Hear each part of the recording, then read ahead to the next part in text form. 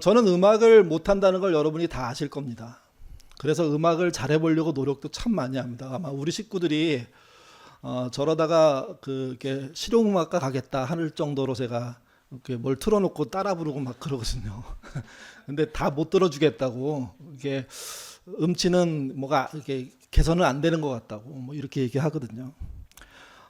그런 컴플렉스가 저로 하여금 음악을 더 많이 듣게 합니다, 사실은.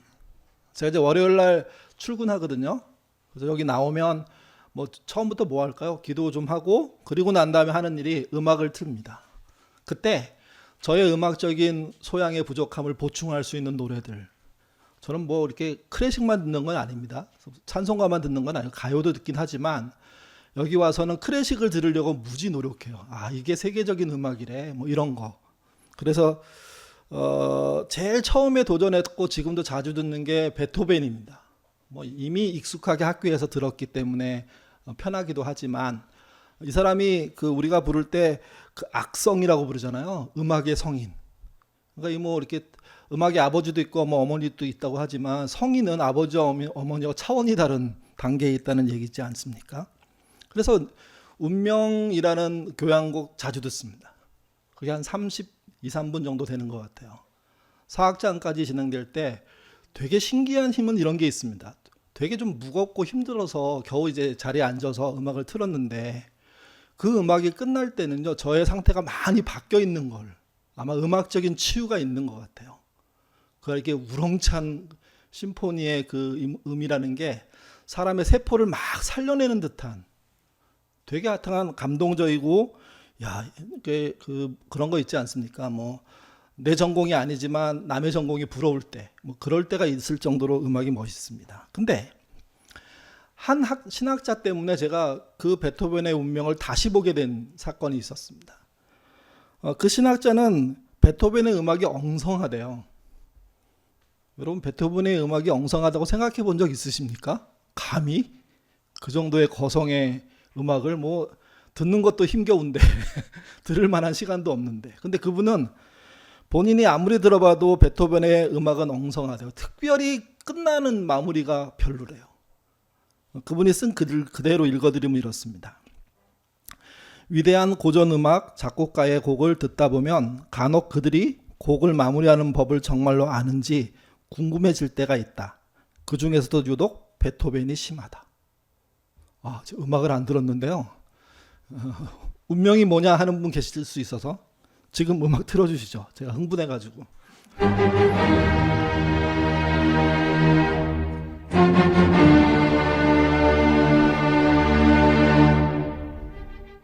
네. 이게 시작입니다. 이게 너무 유명하니까 이 정도만 들어도 아시죠.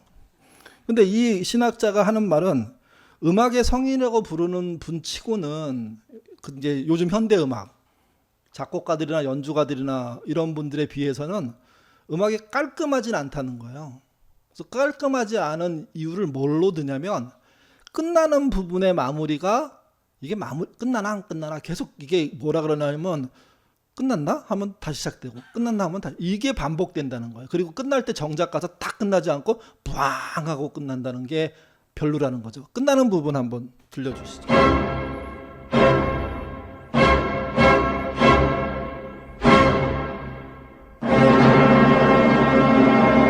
어떻게 끝나는 게 마무리를 할지 모르면 끝나는 거라는 거예요. 동의하십니까? 네, 아무도 관심이 없는 이야기를 제가 네, 저는 잘 마무리하는 거로 받아들였었어요. 근데 이분의 이야기를 듣고 나니까 그런 것도 같아요, 이게. 여러분, 음악이나 뭐 책이나 영화나 뭐 여러 핫한 예술적으로 표현된 모든, 심지어 인생에 대해서도 증언자가 있고 또 해설자가 있잖아요.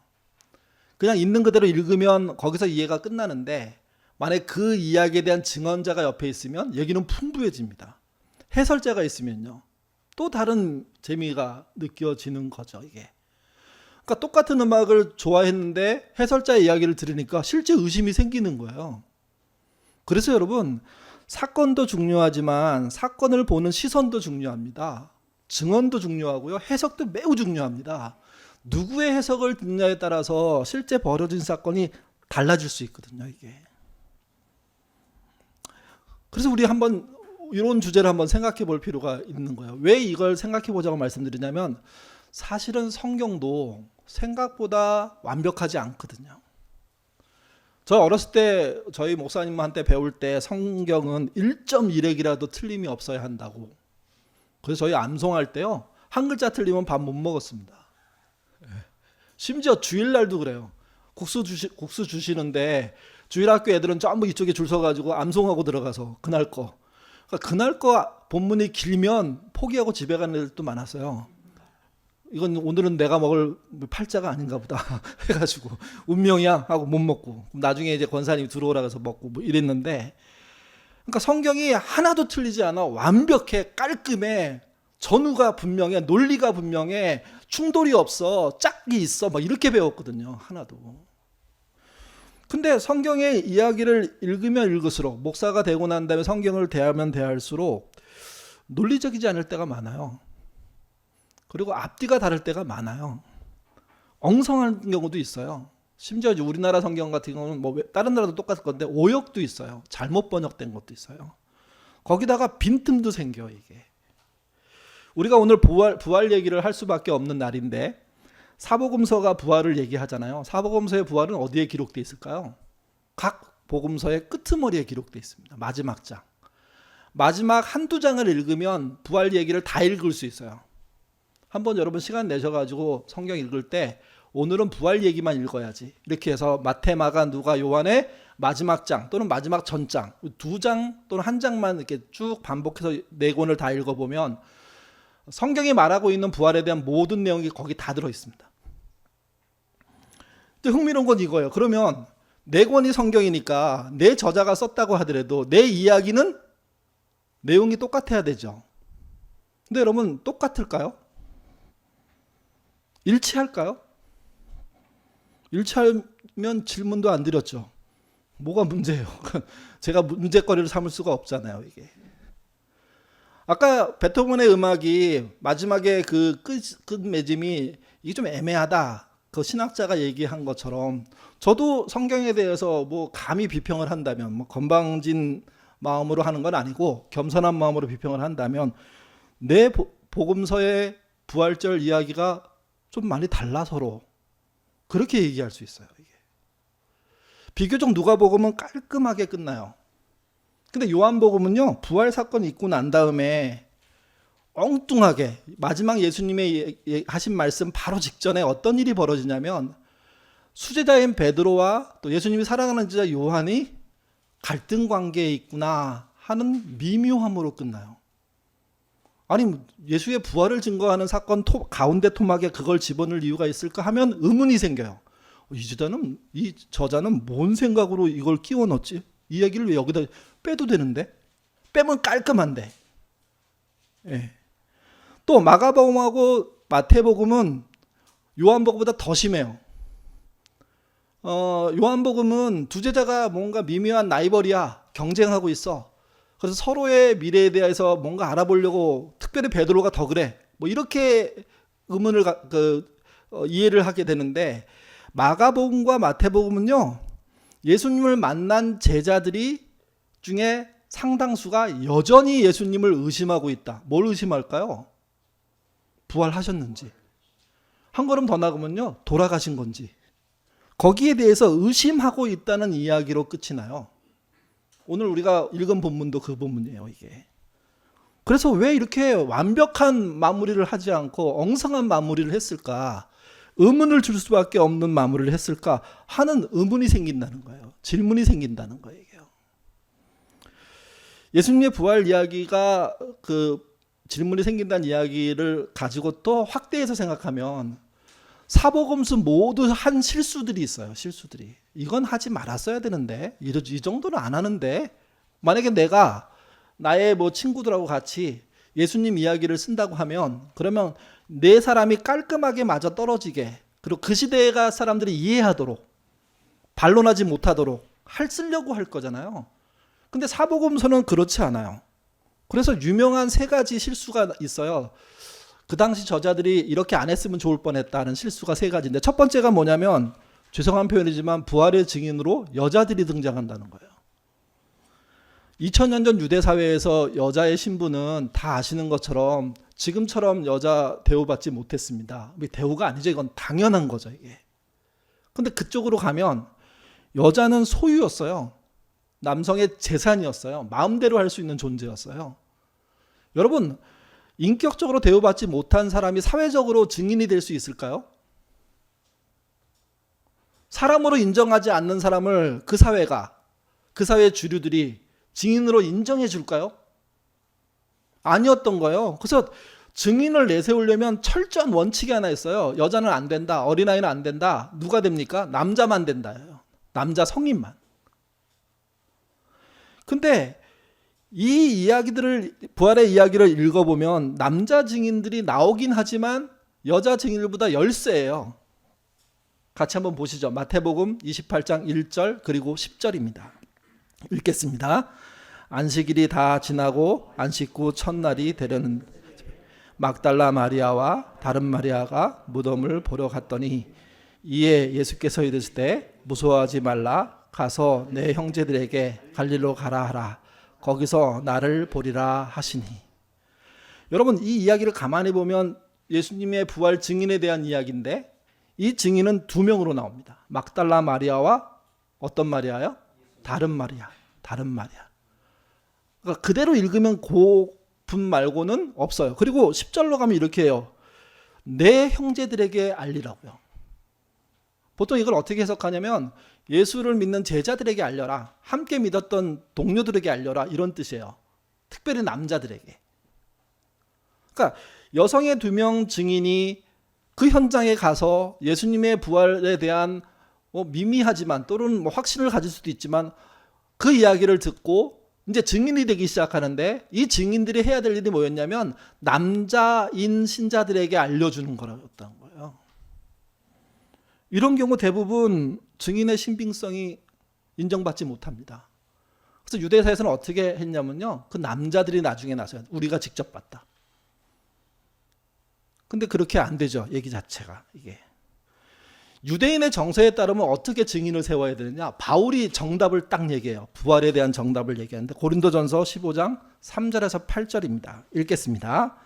내가 받은 것을 먼저 너희에게 전하노니 이는 성경대로 그리스도께서 우리를 죄를 위하여 죽으시고 장사 지낸 바 되셨다가 성경대로 사흘 만에 다시 살아나사 게바에게 보이시고 후에 12 제자에게와 그 후에 500여 형제에게 일시에 보이셨나니 그 중에 지금까지 대다수는 살아있고 어떤 사람은 잠들었으며 그 후에 야고보에게 보이셨으며 그 후에 모든 사도에게와 맨 나중에 만삭되지 못한 나 같은 내게도 보이셨느니라. 지금 바울이 진술한 방식이 당시 유대 사회에서 증인을 세울 때 증거가 있다, 증인이 있다는 설명을 할 때 쓰는 방식이에요. 그 방식의 첫 번째가 이거예요. 이거는 내가 받은 거다는 거예요. 무슨 얘기냐면 이게 하늘로부터 왔다는 거예요. 계시된 것이고 또는 반대로 얘기하면 내가 직접 본 거라는 거예요. 근데 여러분, 바울은 예수님의 부활을 직접 본 사람이 아니잖아요. 근데도 말을 이렇게 해요. 근데도. 그러니까 하늘로부터 난 받았다. 오히려 더 강력하게. 그러면서 이렇게 얘기해요. 이 받은 것이, 내가 받은 것이 성경대로다. 이 말은 구약대로란 뜻이에요. 구약대로란 말은 유대인들이 다 알고 있는 이야기예요. 유대인 너희들이 알고 있는 대로 메시아가 온다고 했는데 그대로 왔다는 이야기를 하는 거죠. 그러니까 유대 사회라는 것은 내가 받습니다가 중요한 게 아니에요. 내가 어떤 입장에 있느냐가 더 중요해요.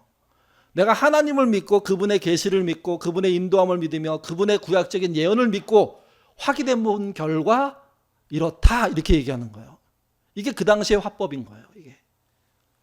여러분, 우리도 어떤 사람을 찾아가서 부탁을 하려고 할 때 2가지 방법이 있어요. 일반적으로 그냥 찾아가서 도와주세요 이렇게 하는 방법이 있는가 하면, 누군가의 소개로 갈 때 어느 쪽이 힘이 셉니까?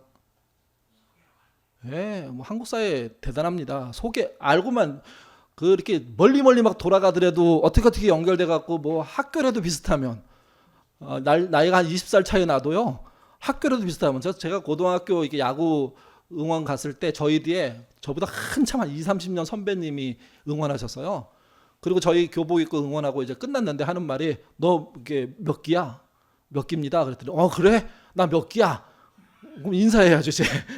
그리고 하는 말이 야 너희들 이렇게 좋은 때야 열심히 공부해.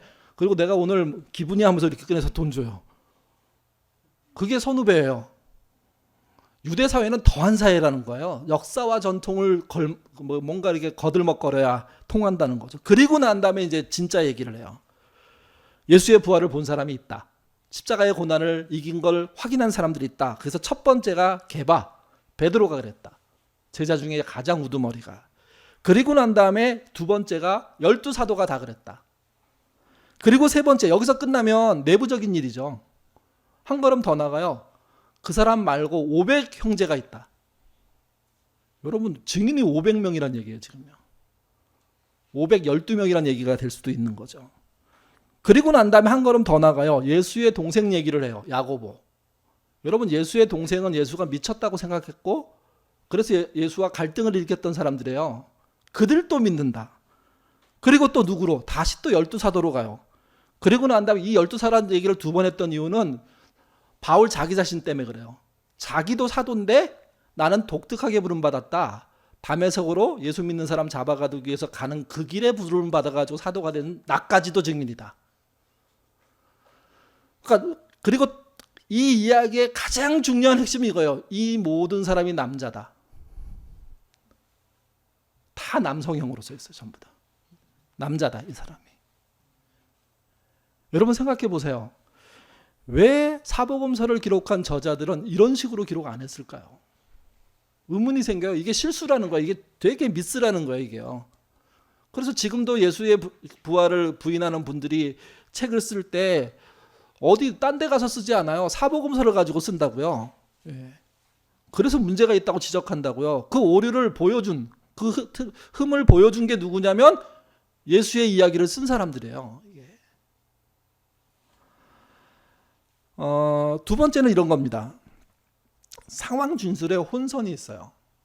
여성 이제 증인에 대한 효과가 없다고 하더라도 여성 증인에 대한 이야기들이 일관성이 있으면 그럼 뭐 심증으로 이미 아니라고 생각하더라도 그 안에 뭔가 있을 법하다 정도 생각할 수 있거든요. 근데 마태복음, 마가복음, 누가복음, 요한복음 이 네 복음서의 증인에 대한 묘사를 할 때 가장 처음에 걸리는 게 뭐냐면 증인의 숫자예요. 숫자. 마태복음은 예수의 부활 소식을 알고 첫 번째 이렇게 경험한 사람이 둘로 아까 나온다고 말씀드렸잖아요. 막달라 마리아와 또 다른 마리아. 마리아라는 이름 쓰는 두 여인 이렇게 나옵니다. 그리고 마가복음은요. 3명으로 나와요. 막달라 마리아와 야고보의 어머니 마리아와 살로메. 그렇게 셋이 나와요. 이렇게요. 그리고 누가복음은요. 몇 명인지 몰라요. 여자들로 나와요. 2명 이상으로. 근데 이름을 몰라요. 세 번째는 요한복음은요. 막달라 마리아 혼자로 나와요. 혼자로. 여러분 같은 장소를 본 사람들의 이야기, 같은 이야기를 기록한 이야기를 우리가 이제 제3자로서 예수 안 믿는 사람으로서 이게 진짜 누가 맞는 얘기야? 이렇게 했을 때 어느 쪽은 2명, 어느 쪽은 3명, 어느 쪽은 다수, 어느 쪽은 1명 이렇게 얘기한 각자 다른 이야기를 듣는 순간 증인에 대한 기록에 대한 신뢰가 생길까요? 이렇게 엉성하게 기록돼 있어요. 이렇게 사회생활을 하면 다 꽝이죠. 앞뒤가 안 맞는 정신없는 애들의 이야기 아닙니까 이게? 세 번째는 오해를 불러일으키는 필요한 기록들이 있어요. 아까 제가 부활 사건 하고 난 다음에 이제 부활하신 주님을 만난 제자들이라면 여러분 일심동체가 돼야 되지 않을까요? 의기투합해가지고 막 진짜 어디라도 불살를 태도로 나가야 되는데 요한복음 말씀드렸죠. 어떤 상황이 전개된다고요? 가장 중심에 있는 제자 둘이 라이벌이구나, 갈등 관계에 있구나, 좋지 않구나 이런 뉘앙스를 남겨요. 오늘 본문 마태복음은요 좀 다른 거예요. 근데 비슷하다고 볼 수도 있어요. 먼저 이 얘기를 해보죠. 마태복음의 끝이 28장 18절에서 20절인데 이게 위대한 계명, 대위 명령 해갖고 기독교에서 제일 중요하게 생각하는 명령으로 예수님의 명령이거든요. 같이 읽어보겠습니다. 예수께서 나와 말씀하여 이르시되 하늘과 땅의 모든 권세를 내게 주셨으니 그러므로 너희는 가서 모든 민족으로 제자를 삼아 아버지와 아들과 성령의 이름으로 세례를 베풀고 내가 너희에게 분부한 모든 것을 가르쳐 지키게 하라. 볼지어다 내가 세상 끝날까지 너희와 항상 함께 있으리라 하시니라. 이게 대의 명령이에요. 이 명령 줄이면 딱 세 가지로 나와요. 그래서 제자 삼기, 세례 베풀기, 가르치기. 이걸 교회의 3대 과제, 3대 목표, 3대 지상 명령이라고 얘기해요. 전도, 세례, 교육이에요. 그래서 교회가 어떤 상황에도 이 일을 하는 거예요. 어떤 상황에도. 이게 모토예요. 비전은 하나로부터 운영은 민주적으로 소유는 최소한 나눔 제한도 이 안에 들어있는 거예요. 이게. 여기를 벗어날 수가 없어요. 이걸 벗어나는 순간 예수님의 명령에서 벗어나는 거예요. 이걸 무시하는 순간 예수님을 무시하는 거예요. 이게요. 그건 너무 중요하죠. 그러면 이런 얘기를 하려면 전후의 정리가 깔끔해야 돼요. 이쪽으로 계속 이렇게 집중해야 돼요. 몰아 들어가야 돼요. 근데 여러분 18절, 20절 이 말씀이 나오기 바로 직전이 16절, 17절인데 거기 뭔 얘기가 써 있는지 같이 한번 읽어보겠습니다. 11 제자가 갈릴리로 가서 예수께서 지시하신 산에 이르러 예수를 배웠고 경배하나 아직도 의심하는 사람들이 있더라. 이렇게 기록하고 있어요. 40일 공생의 부활 이후의 생활을 마치신 그분이 이제 승천하시는 거예요. 바로 직전이에요. 그러면서 바로 다음에는 무슨 얘기를 하실 거냐면 금방 얘기한 위대한 명령, 계명을 말씀하실 거예요. 이거 해라. 그리고 떠나세요. 떠나기 직전에 제자들의 상태를 설명했어요. 아마 이게 현명한, 우리식으로 말하는 현명한 작가라면 이걸 안 쓰겠죠. 여전히 거기 있는 사람들 중에 상당수가 예수님이 부활하신 걸 의심하고 있어. 이걸 굳이 왜 써요? 그러지 않을까요, 여러분? 여러분의 가족이 관계가 안 좋아요. 근데 어쩔 수 없이 함께 모인 상태에서 다른 사람을 만나게 됐어요. 그럴 때 우리는 어떻게 합니까? 그 사람 앞에서 싸웁니까? 여러분 심판 봐주세요. 진짜 누가 옳은지. 이런 가족이 있어요? 어떻게 얘기합니까? 그냥 좋게 특별한 문제 없이 넘어가려고 하죠. 이게. 그게 우리 인간의 마음이죠. 예? 형제 관계가 안 좋을 때도 그래요. 자식과 부모 관계가 안 좋을 때도 그래요. 안에서는 싸울 망정 바깥에서는 그래도 괜찮다는 뉘앙스를 풍기려고 하고 괜찮게 살고 있음을 보여주고 싶은 거예요. 이게요. 근데 예수의 부활을 얘기하는 마지막 장면에서 나온다는 이야기들이 제자들의 라이벌 관계야 이런 얘기가 나오고 또 제자들 안에 여전히 예수님을 믿지 못하는 사람들이 존재해 의심이란 단어가 쓰이는 거예요. 이게요. 여기서 의심은 이런 뜻입니다. 눈으로 확인했음에도 불구하고 믿지 않는 것, 받아들이지 못하는 것. 예. 진짜 봤는데 자기식으로 이해하는 거예요. 이건 안 돼, 불가능해. 이건 할 수가 없어. 이런 관계가 대부분 어디서 나와요? 오래된 관계에서 나오죠. 오래된 관계에서 나쁜 관계가 형성되면요, 지금 잘 하더라도 나쁘게 보여요. 저거 다른 뜻이 있을 거야. 계속해서 꼬아서 봐요. 그래서 오래된 관계가 힘든 거예요. 여러분 한번 찾아서 읽어볼 책 중에 하나가 뭐냐면 병명은 가족이라는 책이 있습니다. 모든 사람의 병명은 가족이래요. 가족. 그리고 그 책은 가족이 어떻게 병명이 되었는지를 이따 막히게 두꺼운 책으로 계속 설명해요. 케이스별로. 읽을수록 마음이 답답해요. 와, 이런 경우도 있네. 이러기도 하네. 심지어는 우리 집 아닐까? 뭐 이런 얘기도 나오는 거죠. 이게. 그러니까 예수님과 공생애까지 보낸 분들이 마지막에 떠나가시는 예수님을 보면서 여전히 믿어야 하나? 근데 이거를 저자들이 기록해버린 거예요. 이게요. 여러분 왜 그랬을까요? 왜 그런 일을 그렇게 했을까요? 이게. 저는 두 가지라고 생각합니다. 설교에는 뭐 이렇게 메시지 버전이 있는데 그냥 넘어가고요. 저는 두 가지로 생각하는데 첫 번째는 이거예요. 저자들이 자신이 쓴 책이 성경이 될 줄 몰랐을 것 같아요. 이게 맞는 말입니까? 틀린 말입니까? 그러니까 있는 대로 썼죠. 놀라운 건 이걸 성경으로 채택한 거예요. 교회가. 두 번째는 하나님은 저자들은 물론 어떤 사람이든 예수를 어떻게 기록해도 된다고 생각하신 것 같아요. 자기가 아는데 막 그냥 그래서 충분히. 그래서 내용 자체가 예수님 편들고 썼는데 누가 되도록 써도 그거를 그래 그 사람은 그렇게 쓸 수 있어 하고 인정하는 것 같아요. 이게 느낌이. 그러지 않으면 이렇게 쓸 이유가 없죠. 또 하나 마지막은 그렇게 써도 부활을 증명하는데 아무 문제가 없다는 거예요. 하나님 자신이 부활을 증명할 자신감이 있으신 거예요. 왜? 일어난 일이니까.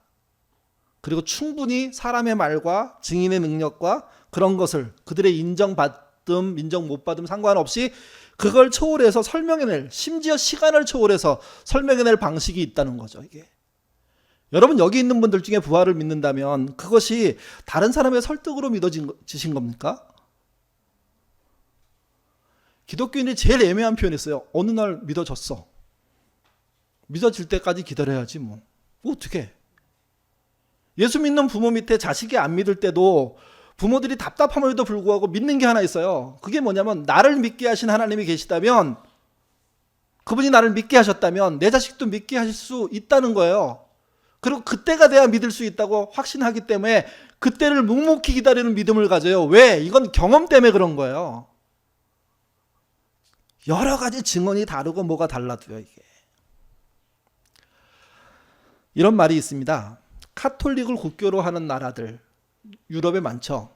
뭐 아프리카도 많고 그런 나라들의 지성인은 카톨릭 신자 안에보다는 카톨릭 밖의 사람들 안에 많대요. 그래서 대부분 캐톨릭이 그 주류하는 유럽 사회에서의 지성인은 개신교인인 경우가 많아요. 반대도 있어요. 개신교인들이 지배적인 나라에서 지성인은 누가 많으냐면 그 개신교 바깥의 사람이 많은데 특별히 카톨릭 교인들이 많대요. 이게 무슨 말이냐면 지배하는 자들이 실제 그 사회를 지배할 것 같지만 다수인 사람이 지배할 것 같지만 정신은 지식은 정말 알찬 정보는 누가 갖고 있냐면 그들 바깥에 있다는 거예요. 그들 바깥에. 왜 그러냐? 다수의 집단은요 항상 뭘 하게 돼 있냐면 집단 기억의 오류를 갖고 있어요. 다수가 될 수 있는 요인이에요, 그게. 그러니까 이런 식이죠. 기독교는 자본주의야. 자본주의 이퀄 기독교야. 여러분 맞는 말일까요? 아니에요. 근데 우리나라 사람들, 우리나라 기독교인들 전부 자본주의가 기독교라고 믿잖아요. 반대로 그러면 기독교는 사회주의일까요? 그것도 아니죠. 근데 우리는 이렇게 생각해요. 자본주의는 기독교적이고 사회주의는 아니래요. 우리 다수가 생각하는 거. 이게 여러분 만약에 북한으로 가면 뒤집어지지 않나요?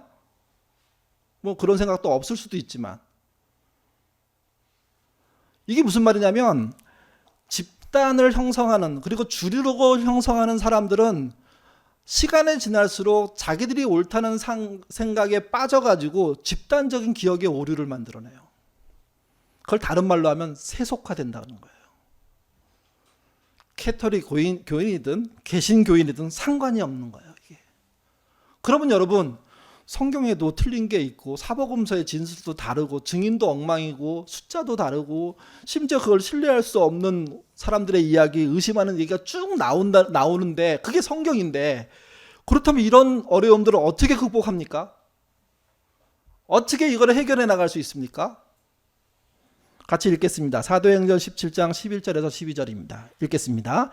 베레아에 있는 사람들은 데살로니가에 있는 사람들보다 더 너그러워 간절한 마음으로 말씀을 받고 이것이 과연 그러한가 하여 날마다 성경을 산고함으로 그 중에 믿는 사람이 많고 또 헬라의 귀부인이나 남자가 적지 않은.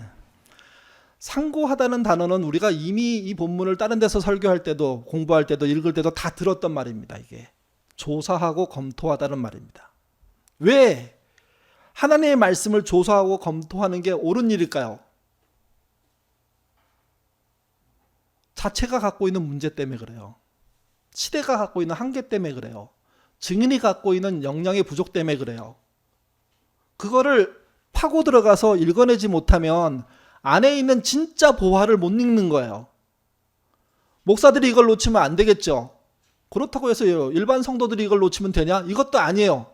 모두가 협력해서 그게 진짜 그러한가 이걸 조사해보고 그것에 대해서 찾아낸 이야기들을 함께 할 수 있을 때, 그럴 때만 이미 갖고 있는 부족함들을 극복할 수 있는 거예요. 그래서 완벽하지 않아도, 성경이 완벽하게 우리를 다 표현해주지 못한 부족한 부분이 있다고 하더라도 우리는 신앙생활 할 수 있게 되는 거예요, 이게요. 또 성경은 이런 게 있습니다. 성경은 사람에 대한 의심을 용납하지 않아요. 적극적으로 용서하라고 얘기해요. 수용하라고 얘기해요. 근데 여러분, 하나님의 말씀, 또 하나님 자신에 대해서 의심하는 건 용납하세요. 아멘이십니까? 아멘 안 하셔도 괜찮아요. 확인하고 천천히 하셔도 아무 문제 없어요. 확실한 게 저는 그렇게 느껴져요. 사람에 대한 의심은 하나님은 철저하게 용납하지 못하세요. 그리고 논리가 이러세요. 너도 똑같아. 그게 논리예요, 하나님의. 계속해서 너의 눈에 들어가 있는 것만 봐. 남의 거 억지로 상상해서 창작해내지 말고. 반대로 말씀에 대한 의문, 동시에 하나님에 대한 질문, 의문, 여기에 대해서는 관용적이에요. 어떤 것도 해도 괜찮아요. 어떤 것도. 베드로가 예수님이 무리를 걸어오는 걸 보고 저도 할 수 있지 않습니까? 하게 해주세요. 그래, 너도 걸어. 그래서 걸었어요. 근데 끝까지 같이 갔습니까? 아니잖아요. 물에 빠졌어요. 그럴 때 예수님이 하신 말씀이 있어요. 믿음이 작은 자여 왜 의심하냐? 근데 이게 책망이 아니었어요. 설교적으로는 다 책망으로 얘기하는데 아니고요. 책망이었으면 물에 빠뜨려서 물을 왕창 먹인 다음에 실신한 상태로 빼가지고 나중에 인공호흡해서 살려가지고 내가 살린 거야. 인공호흡하면 안 되겠죠, 예수님은. 그냥 살려야죠. 그랬으면 모르겠는데 그러지 않아요. 바로 구출해줘요. 그리고 앞으로는 의심이 적어졌으면 좋겠다. 의심을 풀었으면 좋겠다. 그런 의도의 말씀을 하시면서 그의 위치를 깎아내리지 않으세요. 거기다 그대로 두시죠, 다시. 그래서 우리는 기억하죠. 우리는 물을 못 걸어봤지만 그는 걸은 존재라고. 근데 내용은 의심한 거예요. 그래서 의심을 두 가지로 보셔야 돼요. 하나는 진짜 불신으로 가는 길이죠. 또 하나는요, 과연 그러한가로 묻는 거예요. 이게 우리가 앞에서 했던 베레아 사람들이 신사적이어서 했던 일이에요. 진짜 그런가?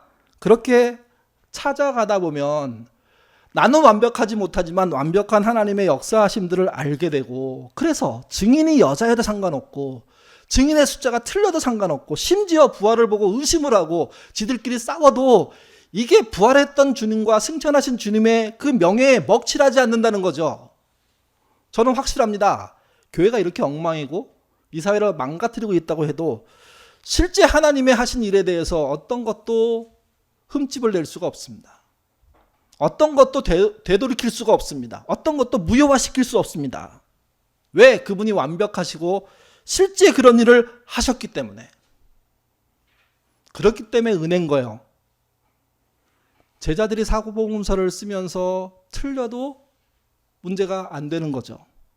증인의 숫자를 다르게 기록해도 문제가 안 되는 거죠. 우리가 신앙생활하지만 연일 죄를 짓고 다시 회개하고 하는 일이 가능한 이유는 뭐냐? 완벽하지 않아도 괜찮기 때문이에요. 다만 이런 게 있죠. 이 일을 무한 반복하면 악하고 게으른 종이 된다는 겁니다. 완벽하지 못했지만 완벽하려고 애쓰는 신앙인을 하는 거, 생활하는 거, 이게 부활의 증인이 되는 거예요. 이게 완전하지 못하지만 도전하고 노력하고 갈고 닦아서 더 낫게 하려는 삶, 이게 필요한 거죠. 이게 여러분, 우리의 삶이 완벽하지 않아도 괜찮습니다. 완벽하신 하나님이 있기 때문에. 근데 여러분 잊지 마십시오. 평생 계속해서 똑같은 문제를 반복하고 있다면 그러면 그건 문제가 됩니다. 그 문제에서 좀 더 완벽하기 위해서 심혈을 기울이고 고쳐나가는 삶이 부활의 증인으로서 사는 증거들입니다. 그 완벽하지 못함을 고치는 신앙에 들어서면 그의 신앙이 점점 나아지면, 그래서 우리의 믿음의 조상들처럼 그렇게 믿음이 세워지는 과정들이 있게 되면 하나님은 우리의 부족한 삶도 잘했다고 칭찬해 주실 겁니다. 완벽하지 않아도 괜찮으니 다시 한번 부활절을 맞이해서 믿음의 생활을 다시 시작하시는 저와 여러분 되시기를 주님의 이름으로 부탁드립니다. 기도하겠습니다. 우리는 너무 깔끔한 삶에 대해서 이야기합니다. 근데 성경은 깔끔하지 않아도 괜찮다고 보여줍니다. 물론 죄를 짓고 마음대로 살아라 하는 뜻은 아닙니다. 그렇게 살아서는 절대로 되지 않죠. 행함이 없는 믿음이 죽은 믿음이기 때문입니다. 주님 이 시간 완벽하지 않아도 괜찮다고 사방에서 얘기해 주신 하나님의 은혜를 쫓아 그렇지만 우리는 완벽하게 살기 위해서 노력하겠습니다. 그렇게 도전하겠습니다. 애쓰겠습니다 하는 우리가 되도록 인도하여 주옵소서. 그래서 우리가 맡은 그 분야들, 가정, 부부관계, 자녀와의 관계, 형제와의 관계, 또 일터, 교회 안에서 좀 더 완벽하라고 한 그 기회들을 잘 선용하는 은혜 있는 백성 되도록 주님 인도하여 주옵소서. 교회가 엉망이어도 하나님께는 하나님의 영광을 가려지는 일은 없을 겁니다. 그렇다고 부활이 취소되는 것도 아닐 겁니다. 그렇다고 예수님의 하나님의 심판이 없는 것도 아닐 겁니다. 이 모든 게 흔들림이 없다는 완벽하다는 사실을 잊지 않게 하시고 그 완벽한 하나님을 의지하고 우리가 좀 더 나아지는 좀 더 완벽해지는 삶들을 살려고 애쓰는 그런 부활의 증인 되도록 도와주옵소서. 감사하며 예수님 이름으로 기도드립니다. 아멘.